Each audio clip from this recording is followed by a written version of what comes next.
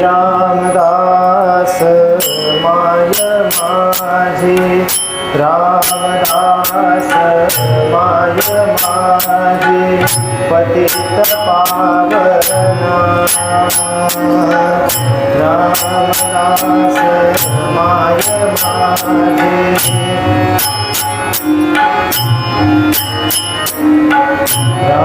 रामदास माय माझे पतित पावना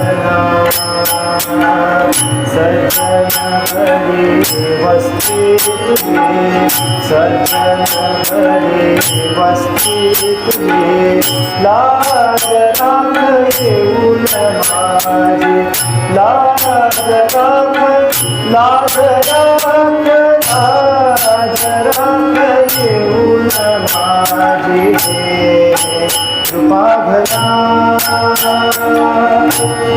कृपा भया कृपा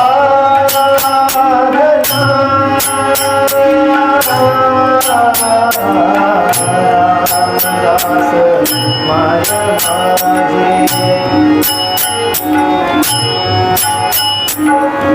दीनदास दास गणो दीनदास दास गणो हे दीनदास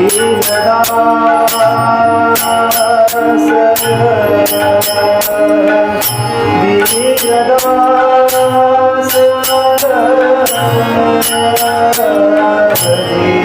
दीनदास दास गणो दीनदास दास गणो करितास तू करितास करितास तू करितास यमया करना रामदास माय माझे पतित पावना सज्जन हरि वस्ती तुझे लाज राख येऊन माझे पावना दीनदास दास गणो करितास तू करितास यमया करना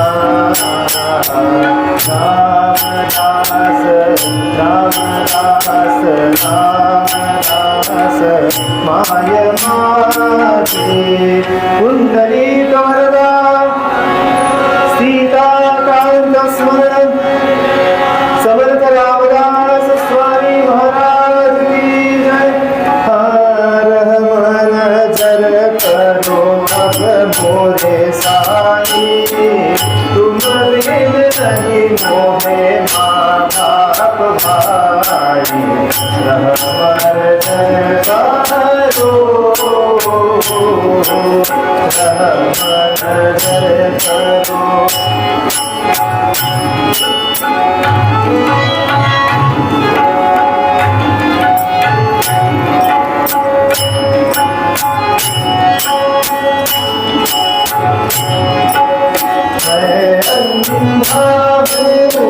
बंदा तुम्हारा मैं अंधा हूँ बंदा तुम्हारा मैं न जानूं मैं न जानूं मैं न जानूं मैं न जानूं मैं न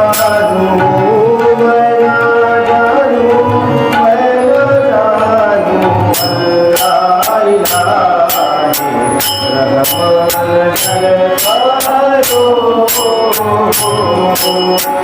हाथी ज़माना मैंने गवाया हाथी ज़माना मैंने गवाया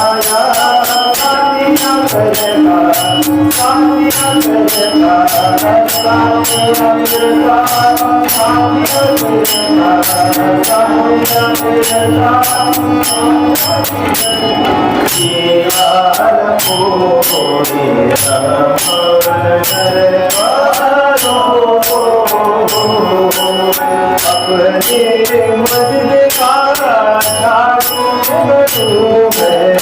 अपने रे मस्जिद का झाड़ू करूं है मालिक हमारा मालिक हमारा मालिक हमारा मालिक हमारा मालिक हमारा मालिक हमारा तुम बसाए रहमत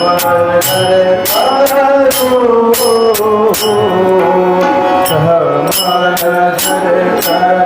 अब मोरे साई तुम बिन नहीं मोहे माँ बाप भाई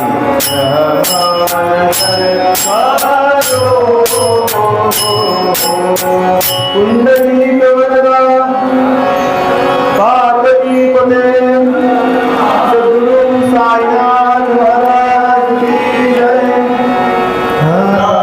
विठ्ठल विठ्ठल विठ्ठल विठ्ठल विठ्ठल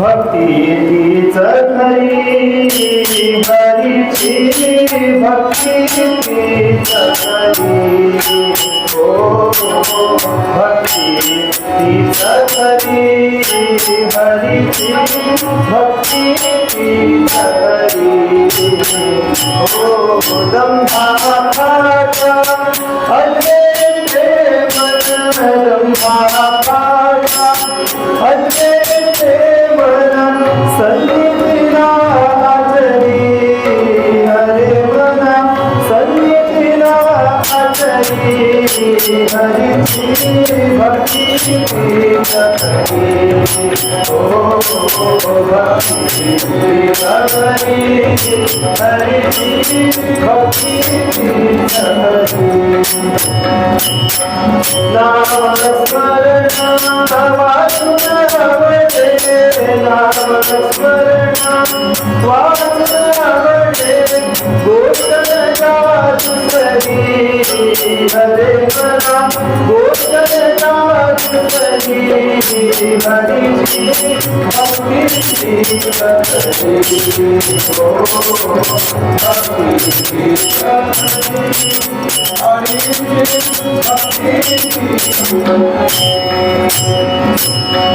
निश्चय दाता कधी न घडेची निश्चय दाता कधी न घडेची जैसा जगदिरी हरे बना जैसा जगदिरी हरीची भक्ती करी ओ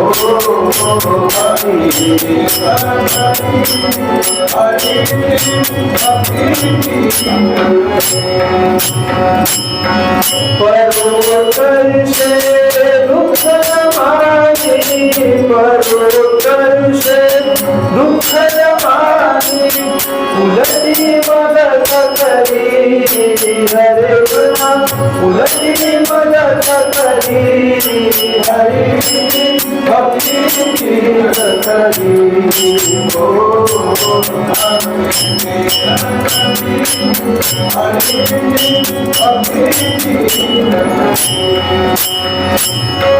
शांत कदर सुखी मन में जाते शांत कदर सुखी मन में जाते विषय आधारित तुरी हरे मना विषय आधारित तुरी हरीची भक्ती करी ओ भक्ती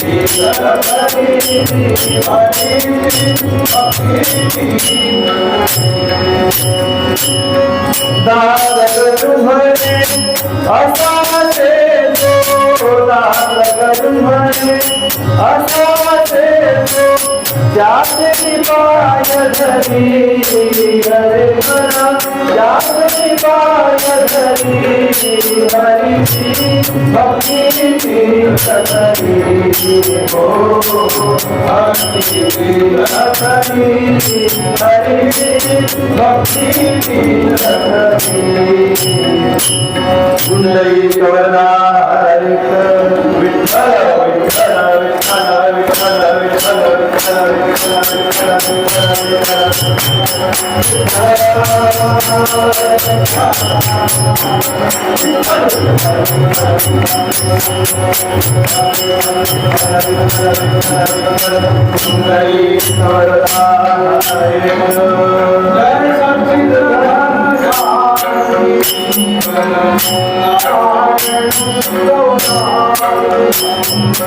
जय सच्चिद घन जानकी जीवन नारायण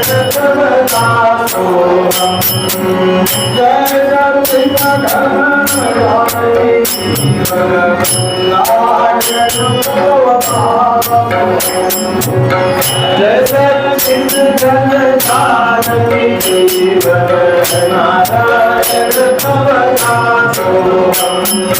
जय सच्चिद घन जानकी जीवन नारायण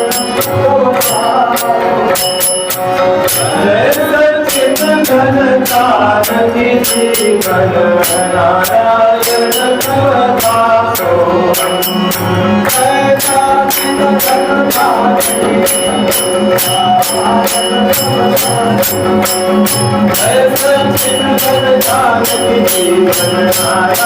समदासोहम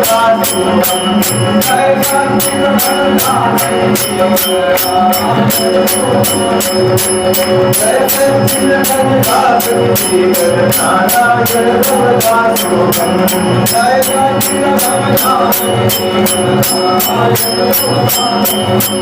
जय सच्चिद घन जानकी जीवन नारायण समदासोहम जय सच्चिद घन ज्ञानेश्वर तुकाराम महाराज की जय, महाराज की जय, स्वामी वरदानंद महाराज की जय, जय जय रघुवीर समर्थ. श्रोते हो, भारतीय कालगणनेमध्ये जसं 12 महिन्यांचं एक वर्ष आहे, त्यात काही विशिष्ट कालखंड पूर्ण झाल्यानंतर 13वा अधिक महिना येतो. दुष्काळात 13वा महिना म्हणण्याची आपल्याकडे पद्धत आहे, पण तो संदर्भ इथे लागू नये. या महिन्यात कदाचित दुष्काळ पडेलही, पण दुष्काळातला 13वा महिना जसा त्रासदायक आहे तसा पारमार्थिक दृष्ट्या जितका तो त्रासदायक तितकाच हा लाभदायक सांगितलेला आहे. की दुष्काळात 13वा महिना पडणं येणं किती त्रासाची गोष्ट आहे. तशी पारमार्थिक प्रगती करत असताना इतर 12 महिन्यांमध्ये प्रगती होईल यात काही विशेष नाही, पण असा एखादा महिना येतो की ज्याच्यात ती प्रगती म्हणजे आपण म्हणतो ना की मुलगी माहेरी आली हे आईला कळल्यावर आई पंखावर दारात जाते, तशी पारमार्थिक प्रगती ही पायावर न जाता शिवाय पंख लावून भरारी मारते, असा हा अधिक महिना आहे. आता सगळ्याच प्रकारच्या पारमार्थिक गोष्टींचं जर फळ आहे आणि कलियुगामध्ये कीर्तन करण्याचं आणि श्रवणाचं जर विशेष म्हणून काही पुण्य सांगितलं असेल तर या अधिक महिन्यामध्ये त्याचं पुण्य किती पटीनं वाढलं. तेव्हा आपल्या सगळ्यांना म्हणजे माझ्या सकट तुम्हा सगळ्यांना आपल्या एकूणच सगळ्यांना कीर्तन श्रवणाची किंवा करण्याची कोणत्याही प्रकारची बुद्धी होते हे आपलं पूर्व पुण्य असं समजावं. मनोमन एकदा पांडुरंगाला नमस्कार करावा, त्या पांडुरंगापर्यंत नेणारे जे आपले सद्गुरू आहेत त्यांना नमस्कार करावा आणि श्रवणाला आणि कीर्तनाला सुरुवात करावी. पुंडरीकवरदा हरी विठ्ठल या पदामध्ये महाराजांनी वरवर पाहता थोडा धक्कादायक उपदेश केला. महाराज म्हणतात भक्ती तीच खरी, हरीची भक्ती तीच खरी. भक्ती आणि खरी या दोन गोष्टी एकत्र आल्या कशा? कारण माणसाचा जो प्रवास सांगितलाय आधी मुळात माणसाच्या जन्माचं ध्येय आपल्या शास्त्रांनी निश्चित करून ठेवलेलं. त्याच्यात आधुनिक माणसांनी किंवा आपल्यासारख्या लोकांनी काही बदल केले की आम्हाला हे पटत नाही, आम्हाला ते पटतं, आम्हाला ते आवडतं, आम्हाला हे कळत नाही, आम्हाला हे पटतच नाही, आम्हाला खरंच वाटत नाही. तर ठीक आहे, तो सगळा भाग वेगळा आहे, पण प्रत्यक्षात काय आहे प्रत्यक्षात ध्येय असं ठरलेलं आहे की ज्यांनी ईश्वर प्राप्ती करून घेतली नाही, ज्यांनी साक्षात्कार करून घेतला नाही, तो माणूसच नाही. माणसाच्या जन्मात आल्यानंतर हे सर्वोच्च ध्येय आहे. महाराज या ठिकाणी असं म्हणतात की अरे हत्ती शृंगारकार तो कशासाठी? रस्त्यावरचा खेळ भरायला कोणी हत्ती शृंगारत नाही. हत्ती शृंगारतात राजाच्या मिरवणुकीसाठी तरी, किंवा वरातीसाठी, काही विशेष प्रसंगासाठी, देवतांच्या मिरवणुकीसाठी. म्हणजे सगळ्यामध्ये उत्तम जे केलेलं असतं ते सगळ्यातल्या उत्तमाच्या विनियोगासाठी केलेलं असतं. रत्नजडीत तुरा केला, शिरपेच केला, फेट्यात खोवायचा, तर तो गाढवाच्या डोक्यावर कोणी खोवत नाही, तो राजाच्या फेट्यावर बसतो. म्हणजे ज्या ठिकाणचं जे सर्वात उत्तम ते त्या ठिकाणच्या सगळ्यात उत्तमासाठी वापरलं जातं. म्हणून मनुष्य ध्येय हा बाकी सगळ्या प्राणीसृष्टींमध्ये जर सर्वोत्तम असला तर भगवंताच्या प्राप्तीसाठी वापरला गेला पाहिजे, किंवा ती अपेक्षा जरी आपल्याकडे नाही. असा श्लोक आहे आपल्याकडे की ब्रह्मावलोकधिषणं मुदमाप देवा. ब्रह्माची जिज्ञासा करू शकणारा माणूस व्यवस्थेने निर्माण केला. आता मनुष्य करतो काय, तो तिथपर्यंत जातो का, हा सगळा विचार ज्याचा त्यांनी करावा. पण जो तिथे जायला सुरुवात करतो, निघतो, त्याची समर्थांनी 4 प्रकारामध्ये वर्गवारी केलेली आहे. एकाला ते म्हणतात बद्ध, की ज्याला आपलं घर म्हणजेच सगळं खरं वाटतं. मी जिथं राहतो आहे का ते सगळं खरं आहे, ते मला कधी सोडणार नाही असं वाटतं. म्हणजे सामान्यतः ते वाचल्यानंतर आपल्याला आपली लक्षणं वाटतात की मला अरे खरंच असं वाटतं. तो आहे समर्थांनी सांगितलेला बद्ध. दुसरा आहे मुमुक्षु, की ज्याला आता वाटतंय की काहीतरी जाणून घ्यावं, काहीतरी देव म्हणजे असेल, काहीतरी धर्म म्हणजे असेल, काहीतरी ब्रह्म म्हणजे असेल, जाणून घ्यायची इच्छा ज्याला झाली तो म्हणजे मुमुक्षु. तिसरा आहे साधक, की जो त्या मार्गाने चालायला लागला. आणि चौथा आहे सिद्ध, की जो पूर्ण झाला तो सिद्ध. महाराज त्या सिद्धाचं किंवा त्या भक्ताचं वर्णन करतात. मी सिद्धाला भक्त का म्हणतो, त्याला आधार असा आहे, समर्थांनीच भक्ताची व्याख्या करताना असं म्हटलंय की भक्त म्हणजे जो नवे विभक्त, देवापासून जो विभक्त नाही तो भक्त आहे. सिद्ध हा देवापासून, परमात्म्यापासून विलग नाही. म्हणजे ए बरोबर बी, सी बरोबर बी, म्हणून ए बरोबर सी. भक्त हा परमात्म्यापासून विभक्त नाही. सिद्ध हाही परमात्म्यापासून विभक्त नाही, तो स्वतःच विठ्ठल झालेला आहे, स्वयमेवची तो विठ्ठल झालेला आहे. आणि म्हणून भक्त म्हणजे सिद्ध असं गृहीत धरून आपण आता असं म्हणणार आहोत की महाराजांनी त्या सिद्धाची किंवा त्या भक्ताची लक्षणं सांगितली. महाराज म्हणतात की तो भक्त तुम्हाला कसा दिसेल, त्याची भक्ती तुम्हाला खरी कशी दिसेल. भक्ती तीच खरी, हरी भक्ती तीच खरी, हो भक्ती तीच खरी,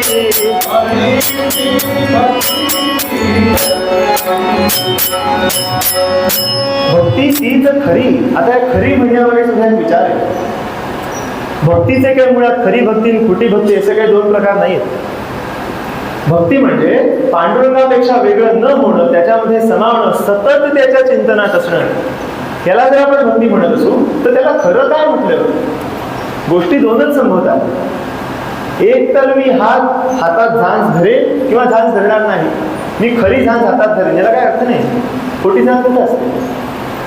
म्हणजे खरी भक्ती म्हणण्यामागे, तो खरी वापरण्यामागे एक विचार आहे. तो विचार कसा, की हापूस आंब्याचा महोत्सव भरवला समजा, आणि तिथे हापूस सोडून सगळ्या प्रकारचे आंबे विकायला आले.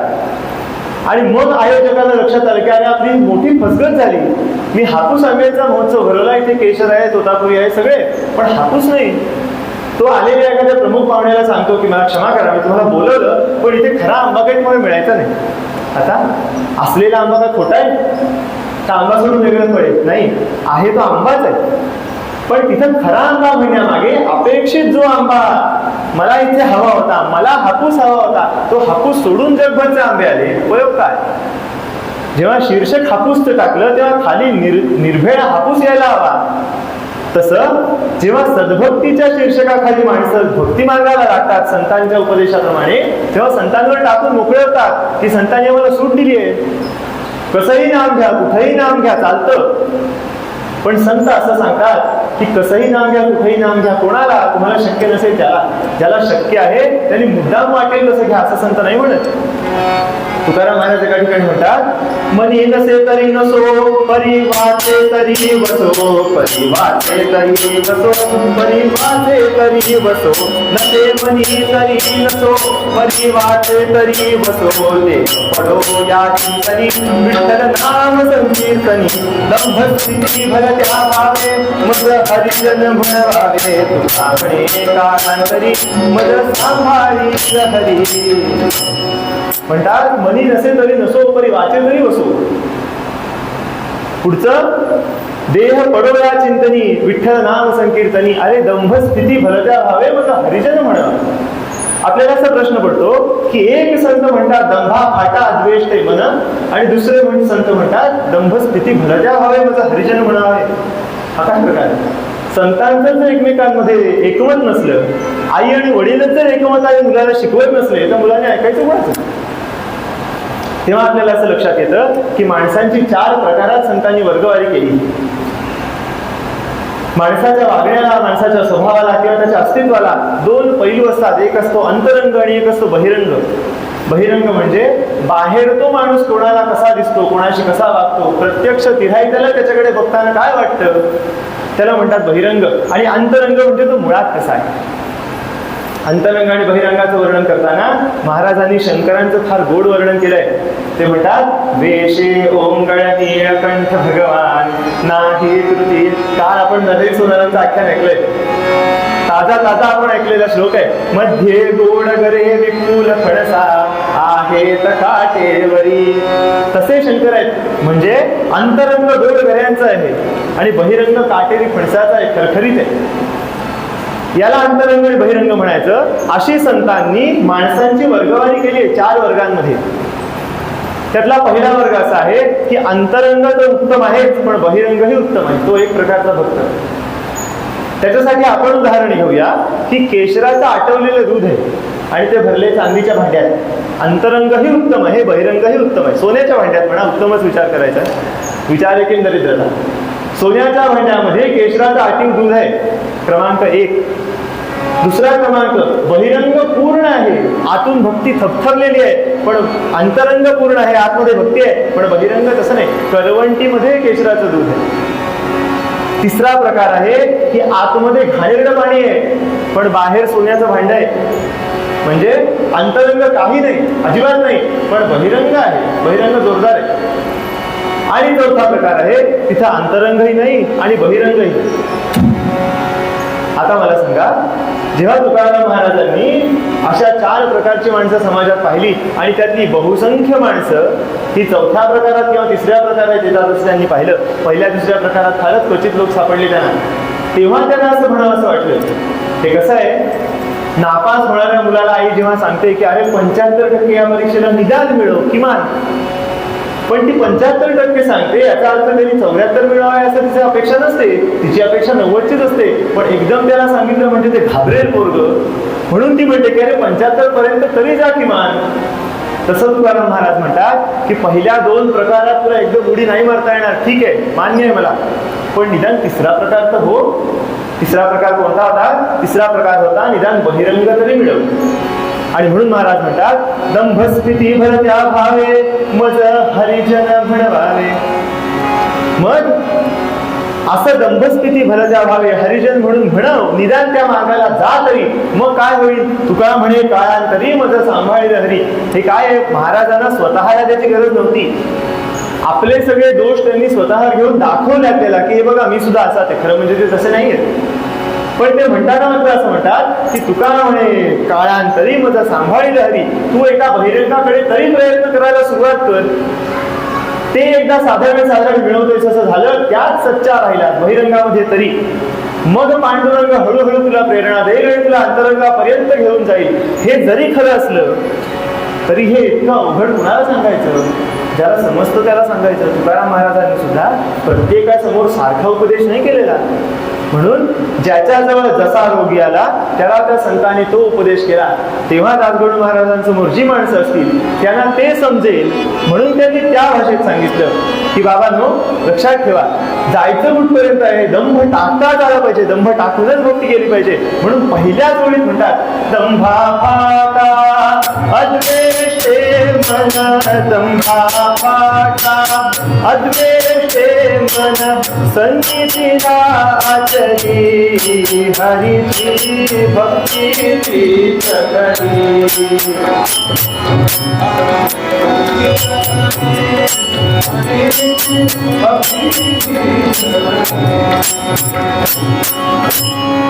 म्हणतात बाबा रे दंभाला फाटा दे. पारमार्थिक क्षेत्राचा दंभ तर सोडा, अहो दंभाची एकदा सवय लागली, दंभ म्हणजे जे नाही ते उघड करून दाखवणं, खोटं बेगडी वागणं, खोटं वागणं. बैलाच्या शिंगाचा रंग कसा असतो, काळा असतो, पण पोळ्याला तो काळा रंग रोज रोज बघून आपल्याला नको वाटतं म्हणून आपण बेगडलं, त्याला दंभ म्हणायचं. आज जे आहे ते काहीतरी घेऊन जपवायचं आणि आहे तेव्हा चांगलं दाखवायचं. हा दंभ सामान्य माणसाच्या आयुष्यात अगदी रोज बघण्यासारखा आहे. एक सुभाषित आहे, फार छान आहे सुभाषित असा आहे, त्याचा नेमका करता कोण ते माहित नाही, रत्नमालेतलं आहे, पण वाचल्यानंतर तर प्रत्येकाला खात्री पडेल की या सुभाषिताचा करता 70 किंवा 60 ओलांडलेला तरुण पुरुष असला पाहिजे. 70 किंवा 60 ओलांडलेला तरुण पुरुष. तो सुभाषितकार म्हणतो दंतावलिर्विगलिता गलितम शरीरम केशाश्च फेन धवला नहि मे विषादः. पहिल्या 2 ओळी ऐकल्या म्हणजे काय मोठा वाटतो तो म्हणणारा मनुष्य की अरे काय उदात्त विचार आहे याचा. तो म्हणतो दंतावलीर विगलिता गलितम शरीरम, दाताच्या पंक्ती उठून गेल्या जाऊ दे, शरीर गळून गेलं काय हरकत नाही. केशाश्च फेन धवला नहि मे विषादा, समुद्रावरचा फेस कमी पांढरा असेल असे केस पांढरे झाले पण नहि मे विषादा, मला त्याचा रोष राग नाही, मला त्याचा वाईट वाटत नाही. आणि दुसऱ्या 2 ओळीमध्ये म्हणतो, त्याला कदाचित प्रश्न विचारला असावा मग आजोबा तुम्हाला वाईट कसलं वाटतं. तो म्हणतो एणी दृशो युवतयो पथिमां विलोक्य तातेति भाषण पराशत कुंत घाता. की एणी दृशो युवतयो, हरिणासारखे सुंदर सुंदर डोळे असलेल्या उत्तम दिसणाऱ्या युवती रस्त्यावरून चालताना मला काका हाक मारतात, त्याचं मला वाईट वाटतं. ताते भाषण पराशत कुंत घाता, शेकडो भाले छातीत टोचल्यासारखं होतं. आता स्वभावाला काय म्हणायचं. तेव्हा महाराज म्हणतात की दंभ तुमच्या नसांमध्ये असा भिनलेला आहे. आता काय होतं, इतकी रोज रोजच्या वागण्यामध्ये सवय झाली ना त्या दंभाची की ते सोडायला अवघड पडते. आपल्याला गोष्ट माहिती असेल, एका अट्टल चोराला शेवटची इच्छा विचारली तेव्हा तो म्हणाला मला माझ्या आईला भेटायचं. बरं म्हणले भेटवतो तुझ्या आईला. त्याने आईला भेटताना मिठी मारली आणि कानाला चावला. आई म्हणली तू चावलास का माझ्या कानाला. त्याच्यावर तो म्हणला लहानपणी शाळेत एका खोडरबराची पेन्सिलीची चोरी केली होती, तेव्हा जर तुम्हाला बदलून काढला असतास तर मी पुढे चोऱ्या केल्या नसत्या. म्हणजे ती सवय आतमध्ये भिनली की मग ती सोडणं कठीण होतं. आणि म्हणून आल्या आल्याच कौशलची वाटी महाराज दाखवतायत की बाबा रे तू आत्ता या मार्गाला लागलास, मला मान्य आहे, अजून लहान आहेस, वयाने मोठा असला तरी ना संतांसाठी आपण लहानच होत सगळे. म्हणून हे लक्षात ठेव की तुला फाटा कशाला द्यायचा आहे. ज्या गावाला फाटा अंगळ देऊन पुढे जातो तिथे परत जायचं नाव नसतं. उलटा आलं तरच काय ते, पण उलटा यायचं कशाला. तुला पुढे चालायचंय की नाही, मग पुढे चालताना फाटा कुठल्या गावाला दे. दंभा फाटा अद्वेष्टे मन, दंभा फाटा अद्वेष्टे मन, संगीतीला आचरी हरे मन भक्तीची चकरी. हो भक्तीची चकरी हरे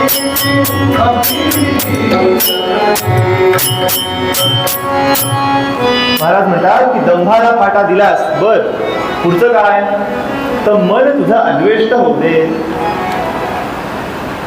आता हा उपदेश कसा आहे, महाराजांनी सर्वसामान्यांना केलेला उपदेश आहे. महाराज त्यांच्या अंतरंगीच्या शिष्याशी असं बोलणार नाही. ही सामान्य लक्षणं आहेत जी बाहेरच्या दिसण्यातून समजतात की आपल्यासाठी महाराजांनी प्रगट केली आहेत की तुम्हाला आतलं कळायचं नाही ना, बाहेरच्यावर नव्हती ओळखा. काय ओळखायचं. दंभा फाटा अद्वेष्टे मन, मन तुझं अद्वेष्ट असू, कुणाचा द्वेष करायचा नाही. आपण सकाळच्या श्लोकात म्हणतो की कुणी आपल्याला काही बोललं, तयाचा नको डाव चित्तात ठेवू, कुणाचा नको शब्द लावून घेऊ. कारण ही वर्णन ज्या सद्भक्ताचं आहे, त्या सद्भक्ताबद्दल माऊलींनी काय सांगितलं, तो सद्भक्त कसा असतो ते म्हणतात. म्हणजे हे माऊली म्हणत नाहीत, हे मी मला सुचलेलं म्हणून तुम्हाला सांगतो की आपण लाडू खातो, लाडूची गोडी कुठल्या बाजूला जास्त असते, सगळीकडून सारखी असते. कुठूनही चावलं तरी लाडू गोडच लागायचा, कुठूनही जीभ लावली तरी लाडू गोडच लागणार. तसं ते म्हणतात की हा भक्त जगाशी कसा द्वेष्टेपणानं वागतो की गायीची तृषा हरू, का व्याघ्रा विष होऊन मारू, ऐसे नेण्याची गा करू तोय जैसे. माऊली म्हणते की एक पाणी आहे पण ते त्याचा स्वभाव सोडत नाही परोपकाराचा. गायीला वाघ खातो, त्यांचं परस्पर शत्रुत्व आहे म्हणून गायीची तेवढी तहान भागवायची आणि वाघाला विष होऊन मारायचं, असं पाणी स्वतःहून करत नाही. किंवा आणखी सांगतात की एरवी तरी सुभटा, उजू का आव्हांटा, रथू काही खटपटा करीतू असे. अर्जुना, तुला ज्या स्थितीत भगवंत ठेवेल, ज्या स्थितीत तुला तो टाकेल, त्या स्थितीमध्ये नीट राहा, तक्रार करू नको. कारण द्वेष काय केलेला तक्रारीतून जन्माला येतो. मुळात आपण असं म्हणतात की ही सगळी पोरं कुणाची, तर अहंकाराची. अहंकार या सगळ्यांचा माता पिता आहे, तो असतो. आणि मग एखाद्या गोष्टीच्या बाबतीत आपण असं समजतो की भगवंताकडून आज तुझं झालं, मला हे मिळायला हवं होतं, ते माझ्या ऐवजी त्याला मिळालं, ह्याचा अधिकारी खरं म्हणजे मी होतो असं वाटतं. आणि मग त्याचा द्वेष तयार होतो की मला ह्याला असं मिळता कामा नाही, ह्याला मिळालं कसं. एक गोष्ट सांगा, दोन मित्र होते, म्हणाले दोघं एकत्र साधनेला बसले आणि कुठला त्यांचा जो आराध्य देव होता त्याला प्रसन्न करून घ्यायला म्हणून तयार झाले. तर तो देव प्रत्यक्ष उभा राहिला एकाच्या समोर, वेगळ्या ठिकाणी दोघं बसलेले एकाच पर्वतावर. त्याला विचारलं, वगैरे तुला काय हवं. तो म्हणला, भगवान तुम्ही विचारताय खरं, पण माझ्या मित्राला जे द्याल त्याच्या दुप्पट मला द्या. पण म्हणतात ठीक आहे, पर्याय काय, देवाचा ब्रीज ठरलेले आहे, ये यथामाम प्रपद्यन्ते तां तथैव भजाम्यहम्. त्यांनी माझ्याकरता एवढं केलं म्हणलं तेवढं इन रिटर्न करणं मला भाग आहे म्हणून देव पण म्हणाला. झालं म्हणलं, तर ह्याला अडकवून ठेवता कामा नये, दुसऱ्याकडे गेलं पाहिजे. दुसऱ्याला विचारलं की तुला काय हवं. त्यानं पहिला प्रश्न विचारला, त्यांनी काय मागितलं. भगवान म्हणाले की त्यांनी असं मागितलं की तुला जे देईन त्याच्या दुप्पट त्याला गेलं पाहिजे. आता ह्याने कल्याण मागायला हवं होतं की नाही. हा म्हणला की मला मिळेल त्याच्या दुप्पट त्याला मिळणार. खरं म्हणजे या तपाचा अधिकारी मी, म्हणजे उलट झालं असतं तर ह्याला चाललं असतं, पण आता ह्याला चाललं नाही. तेव्हा तो म्हणाला, माझा एक डोळा घालव, म्हणजे त्याचे दोन डोळे जाते. संत म्हणतात की ही वृत्ती कामाची आहे का, हा द्वेष कामाचा आहे का. एकमेकांमध्ये जर प्रगतीच्या वेळेला एकमेकांना आपण मदत करत नसू तर उपयोग काय. आणि भक्तांचं ते लक्षण सांगितलंच आहे की दुसऱ्यांसाठी वाटेल त्या स्थितीला जाऊन, आपण म्हणतो ना आउट ऑफ द वे जाऊन मदत करणारे भक्त आहेत. दामाजी पंतांनी बरीच वर्ष त्या पंढरपुरातल्या लोकांना जेवायची आमंत्रण दिलेली आहेत. पण त्या दामाजी पंतांच्या गावापर्यंत, मंगळवेढ्यापर्यंत चाल भरपूर होईल, पैसा कमी मिळेल. एका जेवणाचं काय मोठं, पैसे काही फार मिळायचे नाहीत म्हणून त्यांनी नाही सांगितलं. आणि मग जेव्हा दुष्काळ पडला आणि अंगाशी आलं सगळं, आता खायला प्यायला काही नाही, तेव्हा ते जाऊन दारात उभे राहिले. दामाजी पंतांना माहितीये की नाईलाज झाला म्हणून ही माणसं माझ्याकडे आली आहेत, पण त्याची जराही जाणीव न ठेवता जणू काही मीच बोलावून त्यांना आणलं आहे अशा भावनेने ते जेवायला घालतात. इथे त्यांचं अद्वेषणे पण सिद्ध होतं की द्वेष नाही अजिबात त्यांच्या मनात. समोरचा माझ्याशी कसाही वागला तरी मी काय वागायचं हे माझं ठरलेलं असतं या भक्तांचं, आपलं नाही. महाराज म्हणतात, दंभा फाटा अद्वेष मन, ज्याच्या मनात द्वेष राहूच शकत नाही आणि तो वागतो कसा, सन्निधीला आचरी.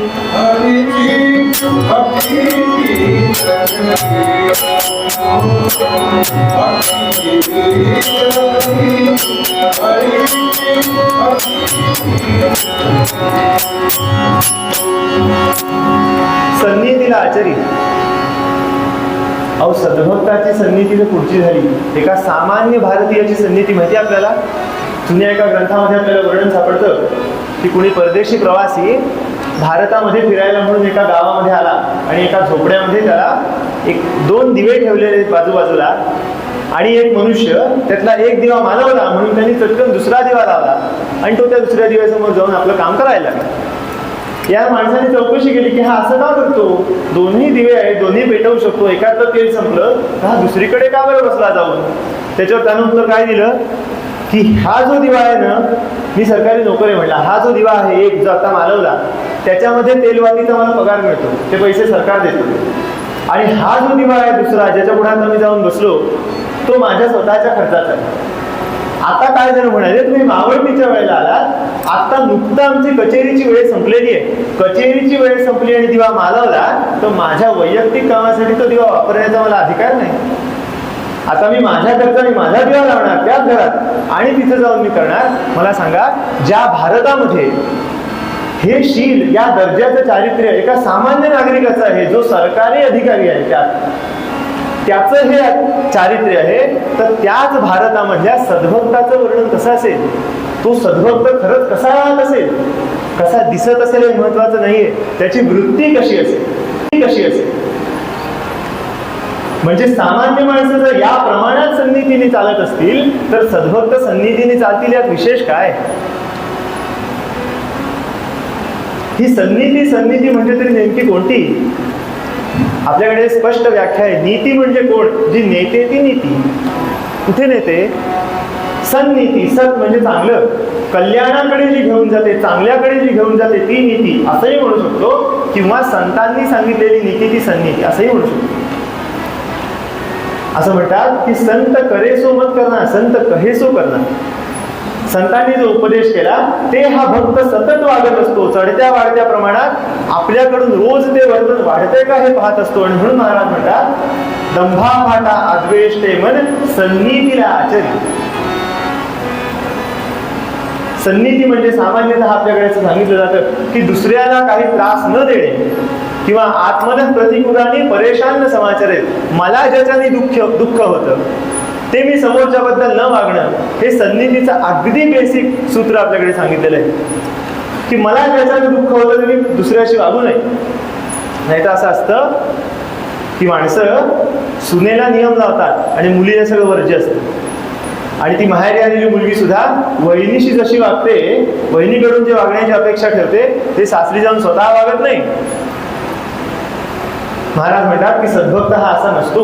सद्भक्त सन्निधीचं आचरण नेहमी करतो आणि त्यामुळे तो पात्र कशाला होतो तर सद्भक्त म्हणून घेण्याला पात्र ठरतो. दंभा फाटा ते मन दंभा सन्निधीला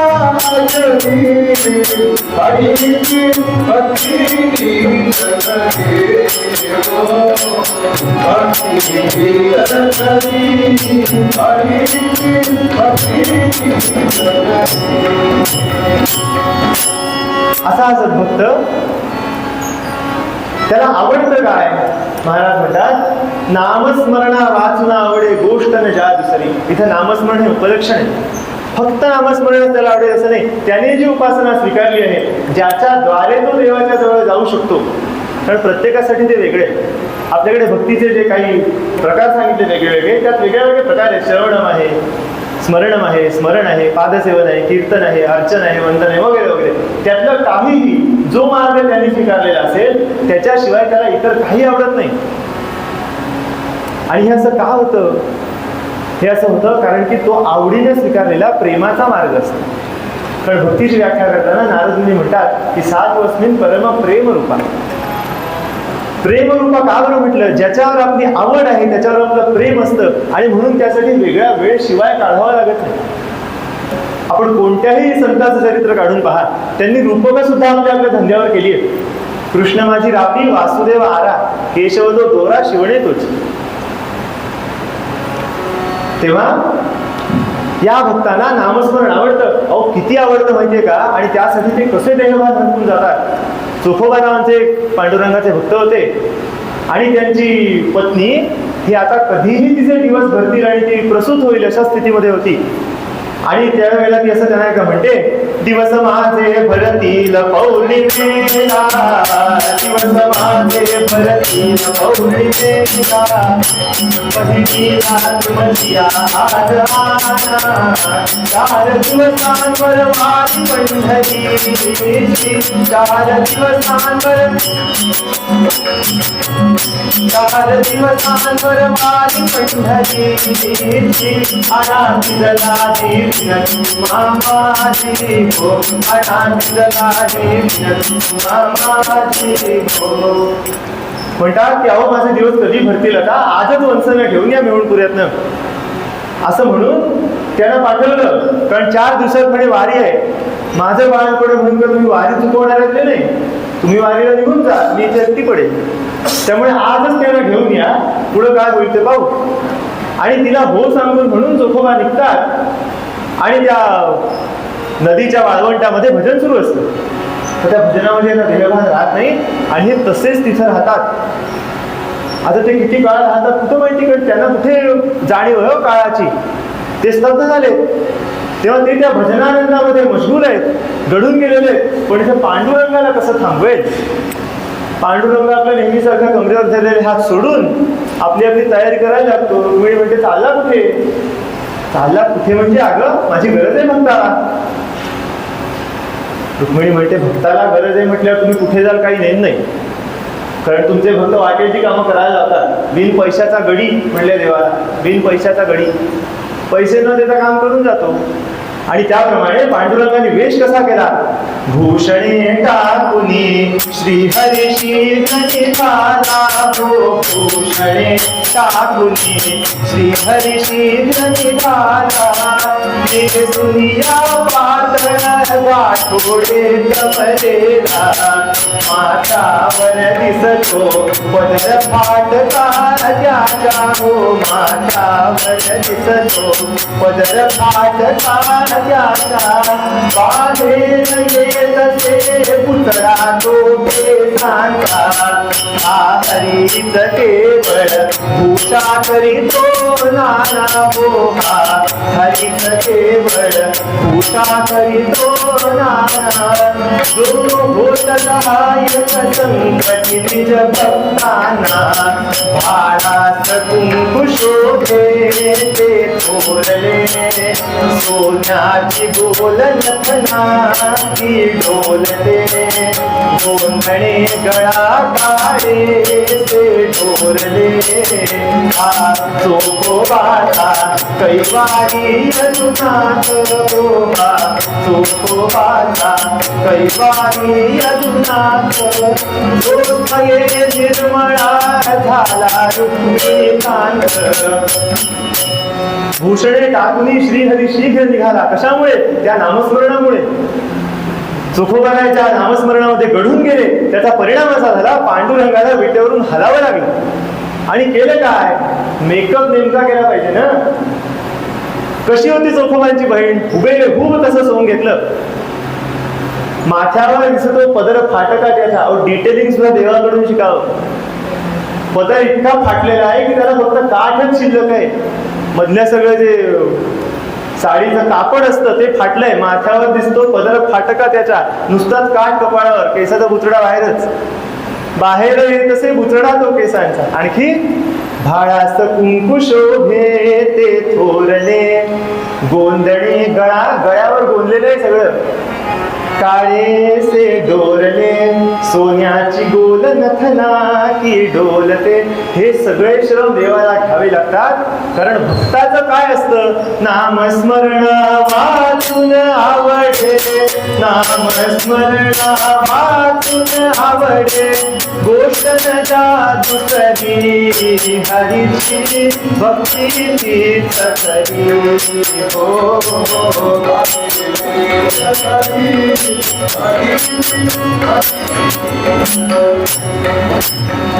नामस्मरणा वाचून भक्ताला दुसरी गोष्ट आवडत नाही.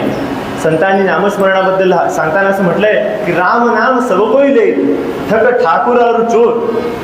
जिस नाम से ध्रुव प्रल्हाद करे, ज्या नावाने खरे भक्त तरले, वह नाम कुछ और. प्रश्न विचारतात दोह्यामध्ये की बाबा रे, सगळे जण रामाचं नाव घेतात, प्रत्येक जण राम राम म्हणतो, मग या प्रल्हादाने जे रामनाम घेतलं त्याच्यात काय वेगळं होतं. बाकी काही वेगळं नव्हतं. पण त्याला ते आवडत होतं आणि आम्हाला आवडत नाही.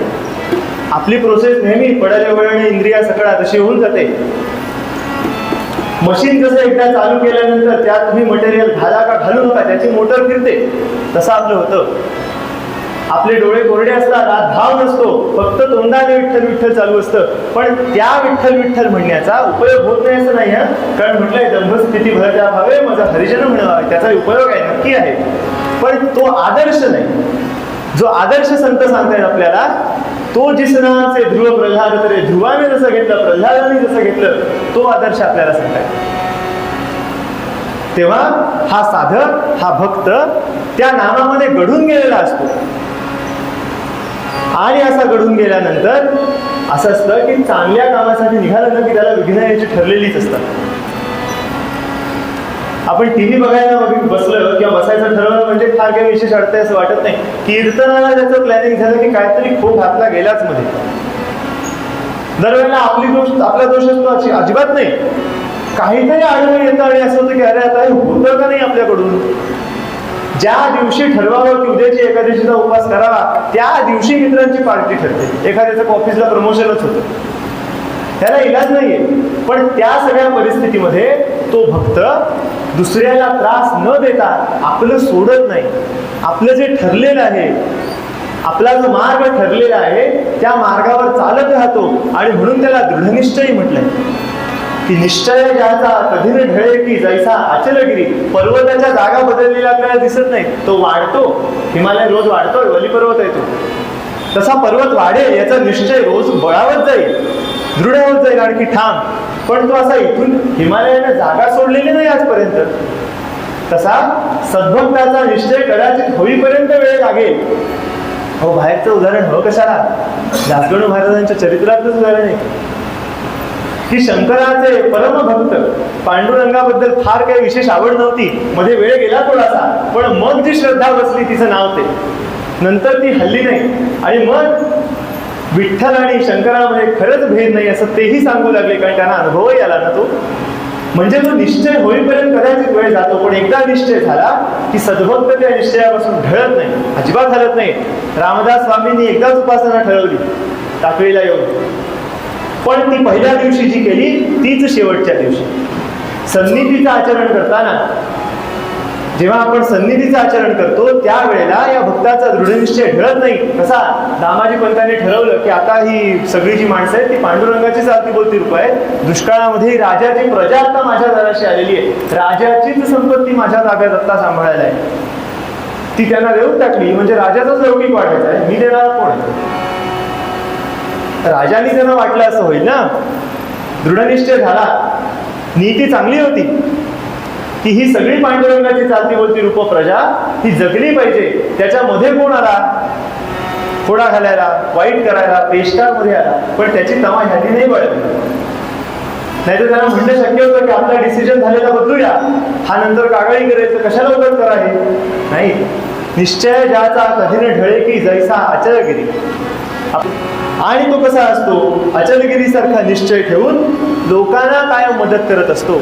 कारण त्या भक्ताच्या मनामध्ये ठाम समजलेलं असतं. ज्याला आपण नुसतं बोलतो, कदाचित शब्दार्थ आपल्याला कळेल, पण त्या भक्ताला ते क्षणोक्षणी प्रत्ययाला येत असतं. काय प्रत्यय येत असतं, सिद्ध ज्ञान भीमातटा निकटही ब्रह्मांड रे पंढरी, जीवांचा समुदाय हाच महिच्या विटे उभा श्रीहरी, तेथीचा मुनी पुंडलिक समजे सद्भाव रे राजसा. या सिद्ध ज्ञान रूपी भीमेच्या तटावर ब्रह्मांड ही पंढरी आहे. आणि चालतं बोलतं किंवा ज्याला चालता बोलता येत नाही तेही प्रत्येक रूप हाच पांडुरंग आहे. मग त्यातल्या चालत्या बोलत्या रूपापैकी एखादा मदत मागायला आला तर त्याला केलेली मदत, त्याची केलेली सेवा ही पांडुरंगाची सेवा नाही. तेव्हा तो भक्त कधीही आलेल्या याचकाला, मदत मागायला आलेल्या माणसाला विन्मुख पाठवत नाही. आपल्याकडून जे होईल ते सगळं त्याच्यासाठी करतो. आपण तेच वाक्य आहे, परमार्थामध्ये आपण स्वतःचं न्यायाधीश झालं पाहिजे. म्हणजे मला कालच्यापेक्षा आज काय बरं जमलं, मला काय चांगलं करता आलं, हे जर आपण खरंच करायला लागलो तर इतरांच्या प्रगतीकडे पाहायला आपल्याला वेळच मिळणार नाही. मिळाला तर तो फक्त प्रोत्साहन घेण्यापुरता मिळेल.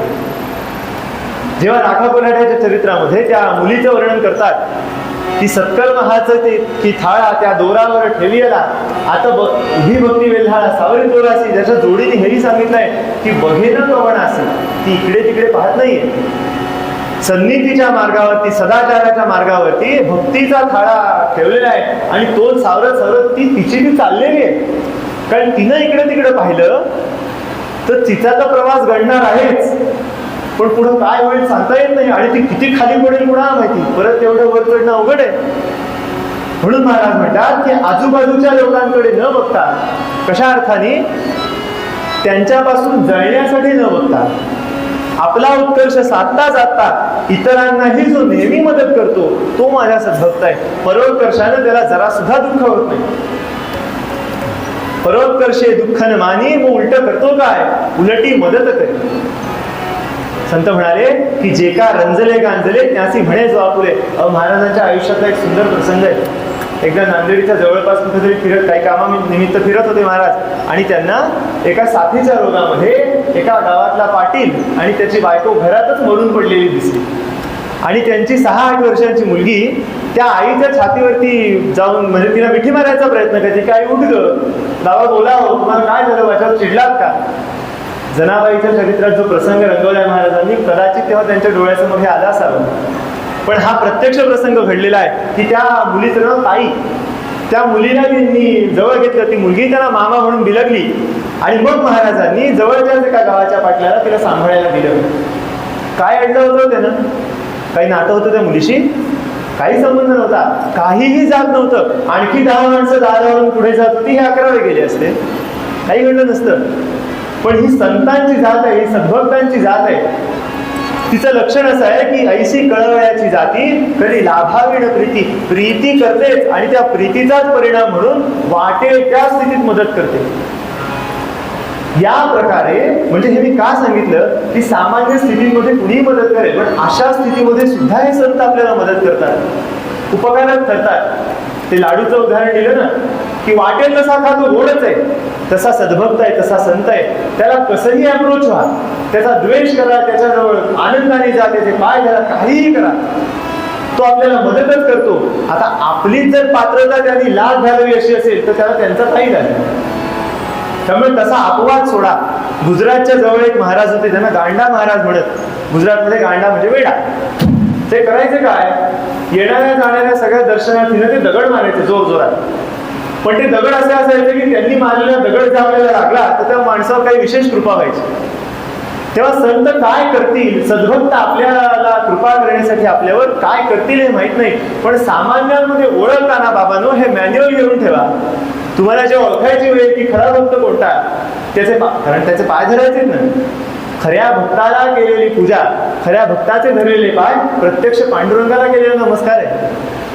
पांडुरंग म्हणतो की तुम्ही खऱ्या भक्ताला आणून काही व्हायला तर ते माझ्यापर्यंतच येणार. त्या कारणासाठी तुम्हाला ओळखायला लागेल. म्हणून महाराज सांगून ठेवतात की भक्ती तीच खरी, हरीची भक्ती तीच खरी. त्या सद्भक्तांच्या मानसिक स्थितीचा महाराज वर्णन करतात की शांत सदय शुची मनते ज्याचे. याचं मन कसं आहे की ज्याला कधी असं अस्वस्थता नाही, कोणत्याही स्थितीमध्ये तो अत्यंत शांत आहे. कोणत्याही स्थितीमध्ये जेव्हा बरोबांनी त्यांच्या बायकोला थापटणं उगारून मारायला गेले त्या स्थितीमध्येही ते शांत आहे. आपल्याला प्रश्न पडतो की अरे बरोबर तर राग दिसतो, आतमध्ये शांत कसे. महाराज म्हणतात आतमध्ये शांत याच्यासाठी आहेत कारण की ते स्वार्थासाठी तिला मारत नाहीत. सद्भक्त तिला मारतोय, आता म्हणजे मारायला जातोय, कळतंय, पण ती शिक्षा माझ्याशी वाईट वागलीस म्हणून ते करत नाहीये. ते तिला यासाठी दंडनीय मानतात की अगं तुझं त्याचा कल्याण आहे. म्हणून जेव्हा संत रागावले, चिडले असं दिसतं, त्या मागे वेगळी काहीतरी खरी चांगली भावना असते. ते अशांत आहे तसं समजायचं कारण नाही. म्हणून महाराज म्हणतात की हा सद्भक्त तुम्हाला कसा दिसेल, शांत सदय शुची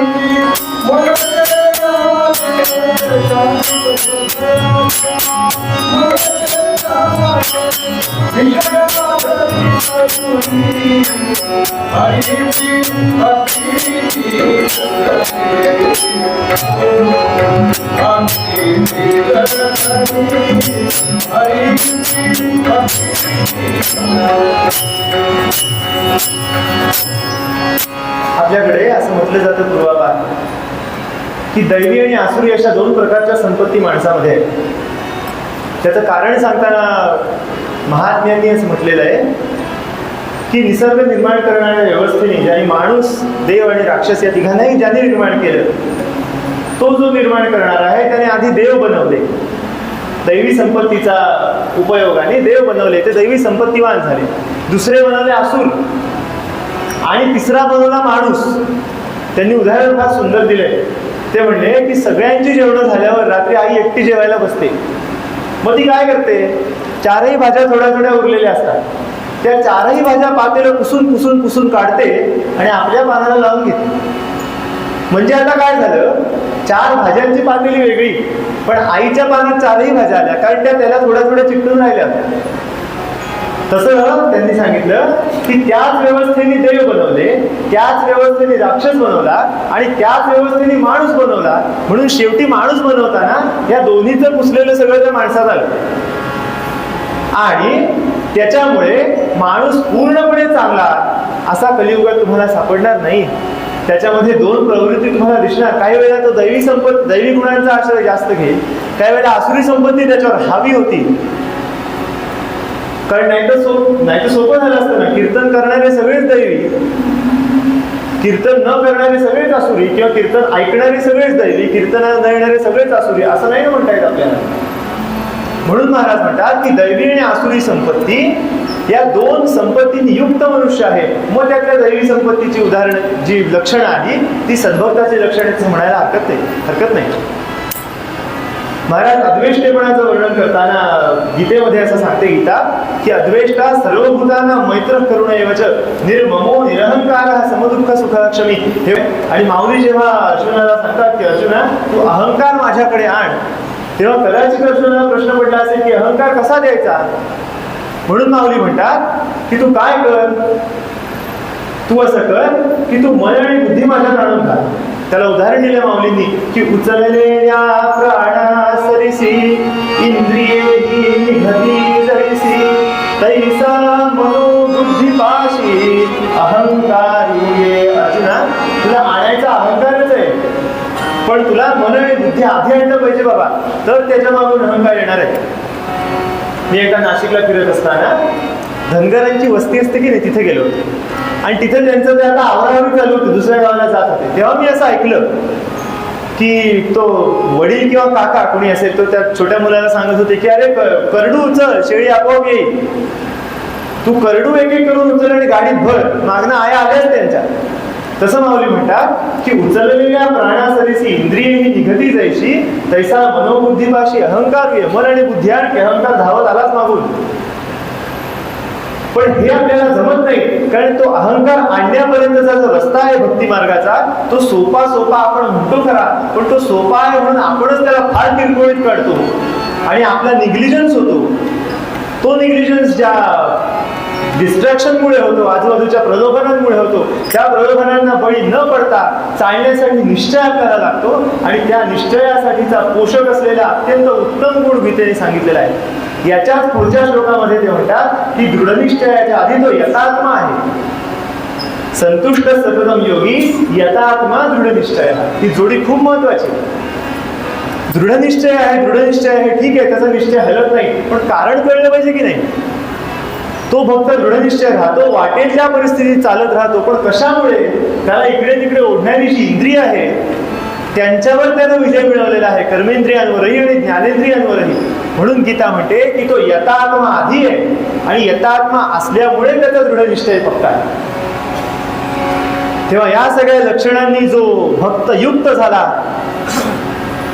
तो भक्त पांडुरंगाला किंवा परमेश्वराला प्रचंड आवडतो आणि मग पांडुरंग त्याच्याबद्दल असं म्हणतो की माझ्या हातात जे कमळ पुष्प आहे ना ते मला तो भक्त भेटल्यावर त्याची पूजा करण्याकरता आहे, ते शोभेसाठी नाही, ते मी स्वतः तर वास घेतच नाही म्हणले, भक्ताला वाहण्यासाठी वागवतो ते कमळपुष्प हातामध्ये. पण महाराज, काही भक्त असे असतात की त्यांना दीर्घायुष्य मिळतं, काही भक्त अल्पायुष्य ठरतात. काही भक्त आपल्या तारुण्याच्या वयामध्ये येत असतात, भक्ती आणि भाव तारुण्यासारखा वाढत असतो, पण एक क्षण असा येतो की काहीतरी कुठेतरी मागचं चुकलेलं गणित आडवं येतं आणि त्या भक्तांना हे जग सोडून तात्पुरतं जावं लागतं. मान्य मला ते भक्त नाश पावत नाही. गीता म्हणते की नमे भक्त प्रणश्यती, माझा भक्त कधी नष्ट होणार नाही. असाच एक भक्त आपल्या सगळ्यांच्या ओळखीचा जो होऊन गेला, त्या सद्भक्तांची कृपा आज गोरट्याच्या रूपाने मूर्त झालेली आहे, किंवा त्या सद्भक्ताच्या सद्गुरूंची कृपा आज गोरट्याच्या रूपाने मुक्त झाली आहे, त्यांच्याही सद्गुरूंची कृपा इथं मुक्त झालेली आहे. त्या सगळ्या कृपेची रांगच आहे का पुढे. त्या सद्भक्तांचं चरित्र आज आपण ऐकणार आहोत. आपण आज चरित्र ऐकणार आहोत श्री दामोअण्णा आठवलेंचं, आपल्या आप्पांचे वडील, की ते कसे होते, महाराजांची त्यांची भेट कशी झाली, काय काय प्रसंग त्यांच्या आयुष्यात घडले, कशा कशाला त्यांनी तोंड दिलं, हे सगळं आपण पाहणार आहोत. पूर्वरंगामध्ये या गोष्टीचा विचार केला. भक्तांची लक्षणं काय, माझ्या मतीप्रमाणे मी सांगण्याचा प्रयत्न केला. काही चुकलं असेल तर क्षमा करा. आपण उत्तर रंगाकडे जाऊया.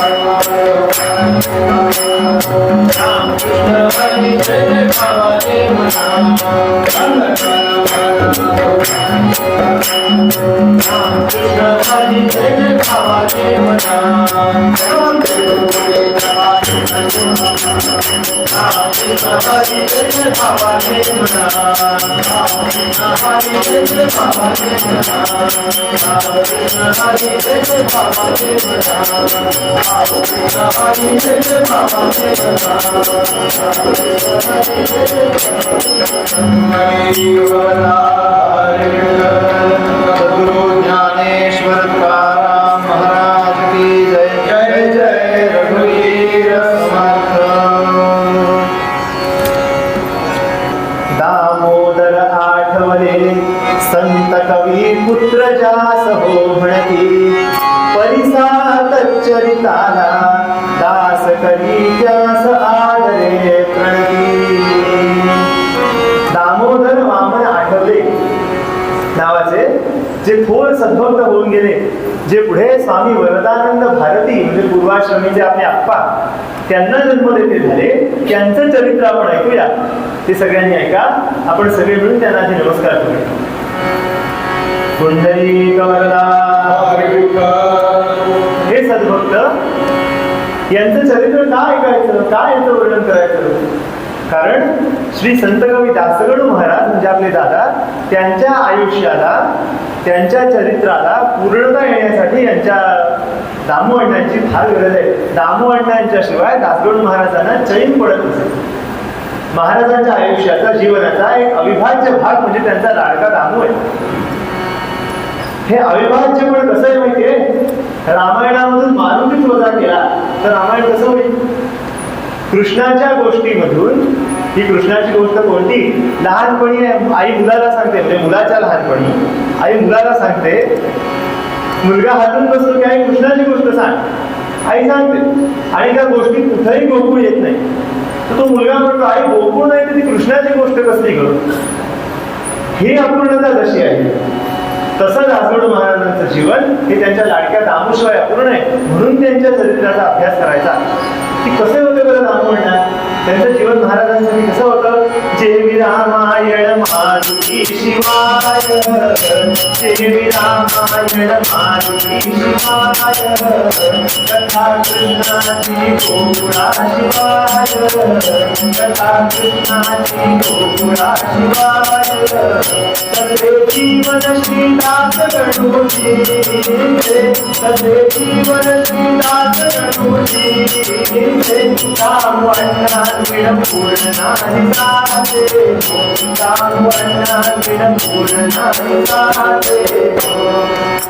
त्याप्रमाणे महाराजांचं जीवन दामू अण्णांनी अपूर्ण आहे. आता यांची पहिली भेट कधी झाली?